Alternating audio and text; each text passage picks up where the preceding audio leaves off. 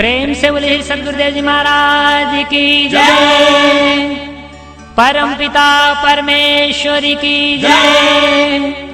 आनंद कंद लीलाधारी प्रभु सदानंद जी मनमोहन भगवान की जय। परम प्रभु की है ये वाणी, परम प्रभु की है ये वाणी। जल्दी ही सतयुग आएगा, सत्पुरुषों का राज बनेगा, पापी नहीं बच पाएगा।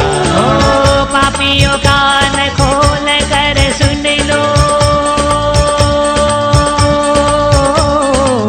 पापियों कान खोल कर सुन लो, पाप छोड़ कर धर्म पकड़ लो, तभी तू रहने पाएगा, सत्पुरुषों का राज बनेगा, पापी नहीं बच पाएगा। धर्म की धर्म की धर्म की अधर्म का अधर्म का अधर्म का प्राणियों में प्राणियों में प्राणियों में विश्व का विश्व का विश्व का सत्य की सत्य की सत्य की सत्य की बोले परम प्रभु परमेश्वर की, सकल भगवत समाज की, सकल सज्जन वृंद की, बोले परम प्रभु परमेश्वर की, सत्य में जयनाथ।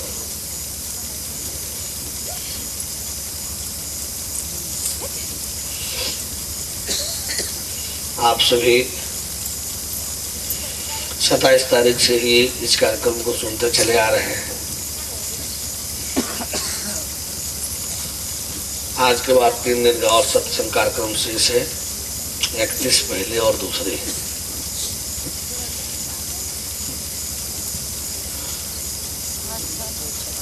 आप सब इस कार्यक्रम के अंतर्गत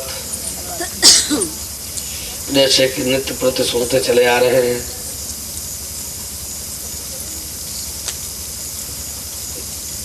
मुख्य बातें बतलाई जाती है। इस कार्यक्रम का मुख्य उद्देश्य है जीव ईश्वर परमेश्वर का दर्शन। जीव ईश्वर और परमेश्वर, जीव आत्मा और परमात्मा, जीव ब्रह्म और परम ब्रह्म। इसी को मुस्लिम बंधुजन रूह नूर अल्लाह ताला कहते हैं। इसी को ईसाई बंधुजन सेल्फ सोल एंड गॉड कहते हैं। इसी को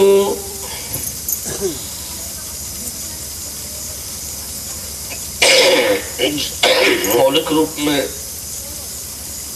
अहम ज्योतिर्मय सोहम हंसो और परम तत्व रूपात्म तत्व स्वरूप भगवत तत्व जो है अद्वैत तत्व, ये सब इसका मौलिक तात्विक रूप है।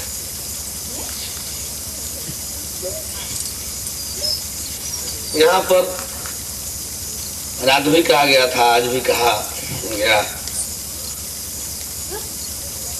कि एक बड़ी अजीब सी बात है। वह यह है कि हम तो आए आप सबको जनाने के लिए, दर्शन कराने, मिलाने, परिचय पहचान कराने और सदा सदा के लिए आप सबको भगवतमय बनाने के लिए। इसी प्रयोजन को लेकर के, ताकि आप सबको समझने में, उसे जानने में, देखने में, पकड़ने में, उसमें होने रहने में, भगवत में होने रहने में किसी प्रकार की कोई परेशानी न हो, तो हम लोग रात दिन कार्यक्रम दे करके, सत्संग दे करके सारी जानकारियां देते हैं, जिससे आप में जिज्ञासा जगे, श्रद्धा बने और भगवत प्राप्ति हेतु पात्रता कायम हो गए। कुछ लोग जिनको वास्तव में धर्म कर्म से मतलब तो है नहीं, चार अक्षर पढ़ लिए हैं, आज अपने समाज में चार शब्द इधर उधर बोलते चलते रहते हैं, उनको लग रहा है कि सब क्या हो रहा है, कैसे हो रहा है। अपने जानने के लिए तो कुछ है नहीं उनके पास, ये वह पात्रता भी नहीं है, ये उनको मालूम है कि वो इसमें शरीक हो सके। उनके दिल दिमाग में है, एक आया है श्वेतास्त्र उपनिषद मंत्र, श्रवणापि बहुभूयो न लभ्य श्रवणन्तोऽप्यं भवो न विद्युः आश्चर्यो वक्ता लब्धाश्चर्यो ज्ञाता कुशलानुशिष्ट।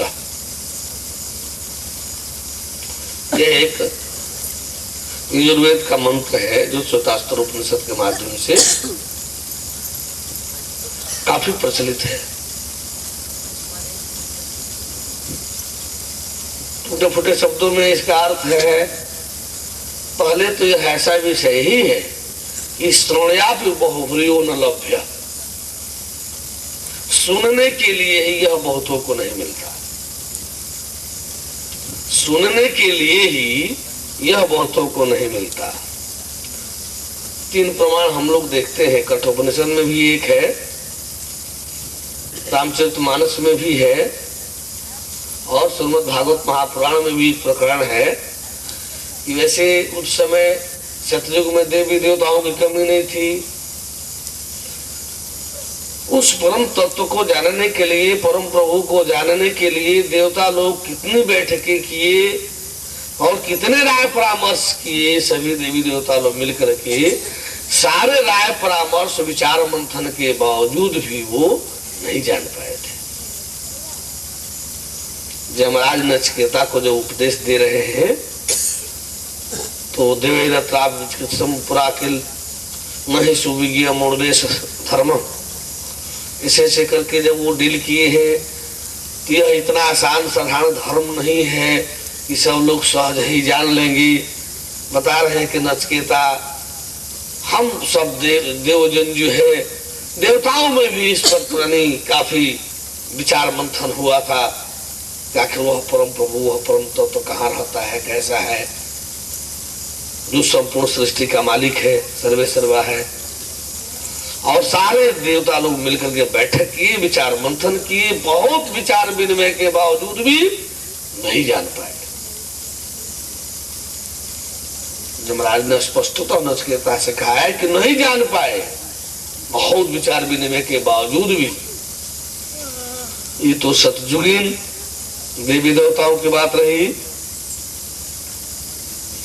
वैसे ही त्रेता युग में भी जब चारों तरफ हाहाकार और सारे ऋषि महर्षि अपनी अपनी डपली और अपना अपना राग लापने लगे, अपने अपने पीछे अनुयायियों को बांध करके अपने में एक धर्रा बनाकर पीठ खोल खोल करके, कहीं वशिष्ठ जी, कहीं जागबल्ग जी, कहीं भारद्वाज जी, कहीं क्रतु, कहीं पुलह, कहीं पुलस्त्य, कहीं अगस्त, कहीं सब ऋषि महर्षि लोग जो है अपने अपने शिष्यों में भगवान ही बन बैठे थे। अब वही एक मंत्र जो है पहले से था, जब ज्ञान प्राप्ति के अंतर्गत ज्ञान ग्रहीता ने देखा कि ये हमारे सदगुरु जो विष्णु जी है उसी में सब कुछ है, ब्रह्मा विष्णु में है, सब देवी देवता विराट दर्शन के अंतर्गत जब दिखाई देने की बात आई तो उसमें आया कि गुरु ब्रह्मा, गुरु विष्णु, गुरुदेव महेश्वर, गुरु साक्षात परम ब्रह्म तस्मै श्री गुरुवे नमः। तो अब तो लोगों ने देखा उस परम तत्व में, भगवत तत्व में हमारा सब दिखाई दिया। वो तो सारा ब्रह्मांड उसमें दिखाई देता है, तो सारा ब्रह्मांड उसमें स्थित रहता है। तो अब वहां तो ये नियम लागू हो गया, वहां तो ये बातें सही हुई, लेकिन अब वह उसी के आड़ में अब गुरु जी लोग अपना धंधा करना शुरू कर लिए। कान फूक रहे हैं, कोई दीक्षा दे रहे हैं, कोई मंत्र दे रहे हैं, कोई तंत्र दे रहे हैं। देखो भाई यही ज्ञान है और हम गुरु हैं। देखो ना लिखा है गुरु ब्रह्मा गुरु विष्णु गुरुदेव महेश्वर गुरु साक्षात परम ब्रह्म तस्मै श्री गुरुवे नमः। भाई गुरु तो साक्षात परम ब्रह्म परमेश्वर होता है। नहीं सुने दिन में कि पति परमेश्वर होता है, स्त्रियों के लिए तो पति ही परमेश्वर है और कैसा परमेश्वर। वो दूसरे को तो कहेंगे कि महात्मा भगवान बनता है, यानी सब भगवान बन जाते हैं। अपने पर लागू होता है कि अपने पत्नी को फंसाए रखने के लिए अपने को परमेश्वर घोषित करवा रहे हैं। हमारी पत्नी कहीं भगवान खोजने न निकल जाए, इसलिए अपने को परमेश्वर घोषित करवाना चाहते हैं। अपने फसाद को नहीं देख रहे हैं कि हम फंसा करके पत्नी को और उसका सत्यानाश करा रहे हैं। बोले परम ब्रह्म परमेश्वर की। तो इस तरह से जो है सब गुरु जी लोग अभी सब मंत्र के आड़ में परम ब्रह्म परमेश्वर बनने लगे। किसी को अब उससे कम पर पड़ता नहीं हुआ। ब्रह्मा विष्णु महेश परम ब्रह्म परमेश्वर सब हमारे कौन है? गुरु जी है, सब हमारे गुरु जी सब है। आगे चल करके कुछ ही जाए सब बोलते बोलते संतत्व का फुलाव होते होते एक बार एक राजपुरोहित, पता नहीं संस्कृत में टेक्स्ट बुक में पढ़ाया जाता था 7वें 8वें क्लास में, अभी समय है कि नहीं है, इस उत्तर प्रदेश के टेक्स्ट बुक में था। उसमें का परिपाटी करके था मूर्ख पंडित वाला में। उसमें था कि एक राज पंडित थे, उनका एक लड़का हुआ और बहुत मूर्ख था, बहुत मूर्ख, मानवे को मूर्ख ही और मूर्ख कहा जाए। पंडित जी सोचे कि अब तो ये राज पुरोहिती का पद छिन जाएगा, अब क्या उपाय है, राज पुरोहिती का पद कैसे रखा जाए। तो उस लड़के को जो है सारा ज्योतिष विद्या पंडिताई रटा दिए, पूरा रटने के उत्तर के रटा दिए। और जो पूरा वो रट लिया तो रटने के बाद अभी राज पुरोहित जी कहे महाराज बहादुर हम अब वृद्ध ठहरे, हमारी जगह पर वो लड़का तैयार हो गया है और उसको भर्ती कर लिया जाता तो बड़ा अच्छा था। वही यदि बड़ा अच्छा पंडित है वो। राय साहब सोचे कि ठीक ही है, जब ऐसा कह रहे तो क्या है, लाइए उसका थोड़ा जांच किया जाएगा, हो जाएगा। पंडित जी तैयारी कर करा करके अगले दिन लड़के को लाए दरबार में उसके अपॉइंटमेंट के लिए, अपने स्थान पर उसको भर्ती कराने के लिए, राजपुरोहित बनवाने के लिए। राजा साहब सोचे कि ठीक है, देखे नहीं ज्योतिषी से पंडिताई से ये क्या जानते हैं, कहाँ तक पहुंचे हैं, तो कुछ अपना मुट्ठी में रख करके कहे कि हाथ इसमें क्या है बोलिए। अब ज्योतिष के आधार पर, पंडिताई के आधार पर वो गणना करके बोलने लगे गोल है गोल है गोल है गोल है। राजा साहब के हाँ, तो कहे बीच में छेद है, बीच में छिद्र है, बीच में छिद्र है, छिद्र है, बीच में छेद है। राजा साहब कह दिए हाँ। फिर कहे कि धातु है धातु है धातु है धातु है। राजा साहब कह दिए हाँ।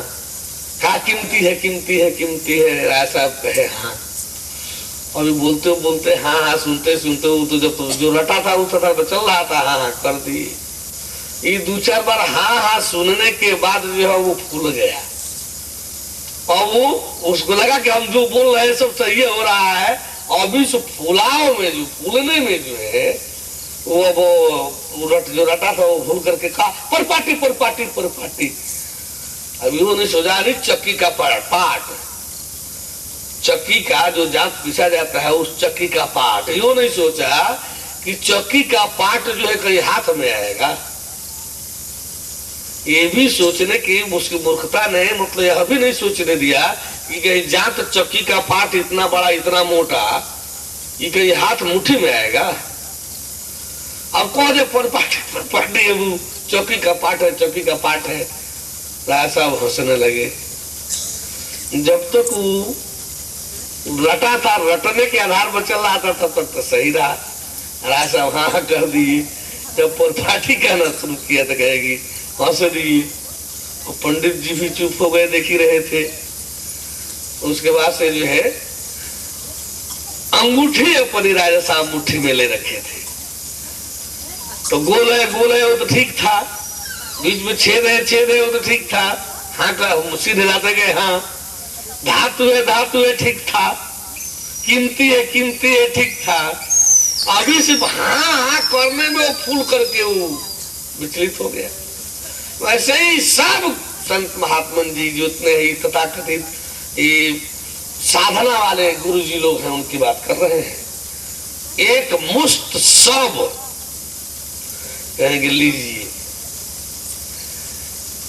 किसी को नहीं बख्शा, सबको कह रहा है कि सब गलती कर गए, यही एक सही कर रहा है। कहने के लिए तो फटका देंगे, कितना बड़ा अहंकारी है। एक मुश्त कह दे रहा है सब, नानको देव, यीशु मसीह, जैन महावीर तीर्थंकर, ये बुद्ध, ये नानक देव, दरिया, दादू, पलटू, ये कबीर, तुलसी, आई जितना के जितना है, ये निदाग, रिभु, ये सब के सब जो है गलती कर गए, ये एगो सही बोलने के लिए आए हैं। बात तो सही लगेगी ऐसा बोलने में कि कितना बड़ा अहंकारी है। एक मुश्त सबको हक दिया। सब बोलते बोलते जाते हैं और फूल करके लास्ट में जा करके वही परिपाटी बोल देते हैं। साधना करते कराते चलते हैं। आज जब कुछ अनुयायी, कुछ जनता उनके अनुयायी बन जाते हैं तो लास्ट में सब, जैसे ईसा मसीह बोले कि मेरे में जो मेरे को जान लिया, देख लिया, और वह मेरे परम पिता को भी जान देख लिया, मेरे और मेरे परम पिता में कोई अंतर नहीं है, जो मैं हूं वही मेरे परम पिता है। कितना बड़ा, इतना बड़ा समर्पित, इतना बड़ा समर्पित भगवत दूत, एक प्रॉफिट, पैगंबर, इतने ऊंचे स्तर का समर्पित पैगंबर प्रॉफिट जो है, और सब बोलते समझाते, सब अल्लाह ताला ने गॉडफादर का सारा महिमा गुणगान गाते गाते सारे उपदेश में उनके जो है गॉडफादर सब वर्णन है। लेकिन लास्ट पॉइंट जहां की कुंजी है वही ऐसा मिस कर जाते हैं, वही परिपाटी वाली हाल हो जाती है। सब तो बोलते गए, उपदेश देते गए, सही कहते गए, और लास्ट पॉइंट जहां मेन पॉइंट जहां रखना था, जहां ताली है, कुंजी है, जहां से मुख्य रूप से बस सब कहते गए, फाइनल टर्न था, तो वहां वही मूर्ख पंडित वाले हाल। बस मेरे में और मेरे पिता में कोई अंतर नहीं, जो मेरे को जान लिया मेरे पिता को जान लिया, जो मेरे को देख लिया मेरे पिता को देख लिया, क्योंकि मैं और मेरा पिता दोनों एक ही हैं। जैसे जो मैं हूं वही मेरा पिता है। जबकि बिल्कुल अब हमको ठीक यही बात जो है जैन महावीर की है। 12 वर्ष 6 महीना 26 दिन, 12 वर्ष राजपाट छोड़ करके चले सन्यासी तपस्वी बनने के लिए। जैन महावीर अंतिम तीर्थंकर, 24वां तीर्थंकर, 12 वर्ष 6 महीना 26 दिन एक ज्योत की साधना, ज्योत पाने के लिए। चेतन ज्योत क्या है, ब्रह्म तेज, ब्रह्म ज्योत क्या है, आत्म ज्योत क्या है, ये कैसे मिलेगी? इतना दिन उनको साधना में लग गया। 12 वर्ष 6 महीना 26 दिन ज्योत का एक झलक पाने के लिए, चेतन ज्योत का इतना समय इनको साधना में लग गया। अंत में अंतिम 2 दिन जो है वो तपती धूप में बैठ करके निर्जला बिना अन्न जल के 2 दिन उस तपती धूप में बैठे रह करके जब या तो उस समय जाकर के उनको 26वां दिन, 12 वर्ष 6 महीना 26वां दिन जो है जो उस चेतन ज्योत का एक झलक मिला।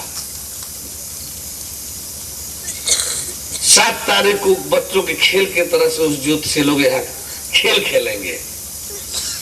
मुश्किल से 5-7 सेकंड 10 सेकंड नहीं लगेगा। उस ज्योत को पाने में मुश्किल से 5-10 सेकंड नहीं लगेगा। जो बहुत बहुत जड़ी होंगे, बहुत जड़ी होंगे, जड़ता से ग्रसित होंगे, बहुत ममता मोह से ग्रसित होंगे, उनको बड़ा लगेगा तो 10-20 सेकंड 20-25 सेकंड लग सकता है। शायद मिनट किसी में नहीं जाएगा, 1 मिनट किसी को नहीं लगेगा।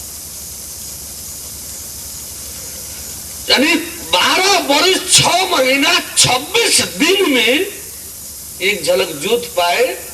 अब उसी का केवल वैराग्य साट दिया उसमें उन्होंने, उस ज्योत के साथ, उस आत्मदर्शन के साथ वैराग्य उन्होंने साट लिया अपने साथ, और उसी को ज्ञान कह करके बांटना शुरू कर दिया। आज भगवान महावीर कहला रहे हैं, बस जो कुछ है सो आत्मा ही है, आत्मा से परे ईश्वर परमेश्वर कोई कुछ नहीं है, और जो कोई कुछ कहता है तो ऐसा कुछ नहीं है, जो कुछ है सो आत्मा ही है, आत्मा से परे तो कुछ है नहीं, ऐसा उपदेश देने लगे। सवाल बताए कि 12 वर्ष 6 महीना 26 दिन में तो ज्योति एक झलक पाए, परमात्मा तो कहा जने उबार हो जन्म धारण करते तो मिलता कि नहीं मिलता, सोचने की ये भी बात थी। जब अवतार नहीं रहेगा तो मिलेगा कहां से? अवतार के बेला में तो सहजे मिल जाएगा, अवतार रहेगा ही नहीं तो मिलेगा कहां से? बोले परम प्रभु परमेश्वर की। तो बस उनकी भी यही स्थिति है, बस आत्मा ही आत्मा के आगे कुछ नहीं, और वही बस यही परमात्मा, यही सब कुछ है, वही परिपाटी फुला, आत्मा के बाद कुछ नहीं। परमात्मा की साफ, और इसको भगवत द्रोह कह दिया जाए, परमात्मा के अस्तित्व को नकार न कह दिया जाए, तो फिर क्या फर्क पड़ता है? ठीक इसी तरह से बुद्ध की हाल है, तीर्थंकर की। बैठे थे सत्यार्थी, उनके साथ 4 सत्यार्थी भी हो गए थे। वो वृद्ध देख करके, मरीज देख करके, और एक जो है मृतक देख करके, तो इनको वैराग्य हुआ। यशोधरा जैसी उनके राज्य सुंदरी जो है, और राहुल जैसे पुत्र को छोड़ करके वो एकाएक निकल कर भागे। वैराग्य उनका जो है उनको जोड़ दिया, और खोजते खोजते सत्य की खोज में जो है वो लग गए। अब संकल्प लिए कि हमको सत्य नहीं मिलेगा तो हम आहार भी ग्रहण नहीं करेंगे। तो बोध गया में जो बोध वृक्ष कहा जाता है, वहां वो बैठ करके तपस्या, वो व्रत ले लिए कि जब तक सत्य नहीं मिलेगा हम खाना नहीं खाएंगे। 4 और उनके साथ हो लिए थे सत्यार्थी। ये 5 आदमी व्रत करना शुरू कर दिए। 21 दिन इनका बीत गया उपवास। 21 दिन जब बीत गया तो कुछ औरतें धान की रोपनी, आषाढ़ सावन का मौसम तो महीना था, कुछ औरतें धान रोपने के लिए जा रही थी, देहात में तो गीत गाते हुए जा रही थी। तो उसी गीत में उन सबों का एक अर्थ भाव था कि सितार के तार को इतना नहीं तान देना चाहिए कि वो बजे ही नहीं, टूट जाए, बजने के पहले ही टूट जाए, और उस तार को इतना ढील भी नहीं रखना चाहिए कि उसमें से सही और शुद्ध आवाजें न निकले।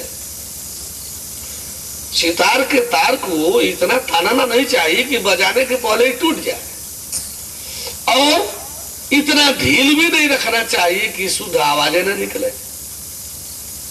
इसी अर्थ भाव का वो सब गीत भजन गाती चली जा रही थी। यह जो है बुद्ध के कान में पड़ा, तो जाके जस भौतव्यता तैसी मिले सहाय, आप उन जावे ताहि पद ताहि तहां ले जाए। अब बुद्ध को लगा कि उस बड़ी गौर से इस आवाज को उन्होंने सुना, इस गीत को, और सुनने के बाद वो फट अपने पर लागू कर लिए। देखो हो ये ठीक ही गाती है सब। हमको सत्य के लिए जब हम शरीर का तार ही तोड़ देंगे तो फिर सत्य मिलेगा कहां से? सत्य की खोज में जिस शरीर को लगाए हैं तो इसके तार को हमको इतना नहीं कस देना चाहिए कि टूट जाए। ठीक है कह रही है साहब, हाँ ढील में नहीं छोड़ना चाहिए जिससे इसकी उपलब्धि न हो सके। तो हो न हो हमको व्रत तोड़ देना चाहिए। ऐसे अभी संकल्प विचार करते ही रहे। तो जब आप कोई काम करते करते किसी उस लाइन के सिरे पर जब पहुंचेंगे, और खास करके वो लाइन एक धर्म की है, तो वहां सिद्धियां काम करने शुरू कर देती है। इष्ट सिद्धियां जो है वो चक्कर लगाने शुरू कर देती है। मनसा की पूर्ति बड़ी जल्दी जल्दी होने लगती है। तो अब जैसे ये सोच रहे हैं, तब तक सुजाता नाम की एक महिला थी, साधिका थी, वो साधना से युक्त थी। वह जो है खीर बना करके ठीक उसी समय वो सुने जानी थी कि कुछ सत्यार्थी जो है सत्य के लिए उस वृक्ष के नीचे जो है व्रत करके पड़े हुए हैं। वो सोची, उसको लगा कि हम चल करके समझा लेंगे, डील कर लेंगी। वो खीर बनाई, सोची कि सुनी कि 21 दिन से पड़े हैं सब, कोई कोनो कुछ खा पी नहीं रहा है। तो खीर बना करके वो लेकर के आ रहे थे। जैसे ही ये विचार कर रहे हैं, उसी समय सुजाता खीर लेकर के पहुंच जा रही है। तो अब वो 2-4 शब्द तो समझाई नहीं, तब तक तो सोच ही रहे थे तोड़ने के लिए। फट से उस खीर को ये खा लेंगे। वो चारों सत्यार्थी जो है नहीं खाए, वो पड़े ही रहे अपने व्रत में। अब वो औरत जो है बार बार वो सुजाता आने जाने लगी, ये भी उनके घर आने जाने लगे। चारों सत्यार्थियों को लगा कि ये तो गिर गया, ये तो इस औरत में जो है फंस गया। वो सुजाता उनको काफी साधना का कुछ साधना उधना बताने लगी, कुछ साधना उधना का उपदेश देने लगी।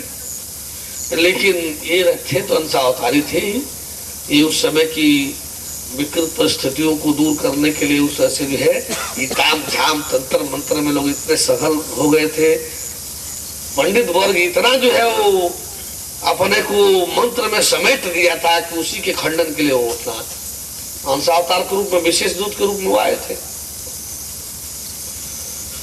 अब जो है वो उसने कुछ उपदेश दिया और उसी को जो है बोध समझ करके, जो उनके अंदर एक विचार आया, विचार को ही बोध मान करके, जबकि वो आध्यात्म भी नहीं है, वो आत्मा भी नहीं है। बुद्ध को आत्मा का भी पता नहीं था, परमात्मा का पता तो था ही नहीं। वो तत्वज्ञानी तो थे ही नहीं, बोध तो उनको प्राप्त ही नहीं था। वो आध्यात्मिक भी नहीं थे, विचारक जरूर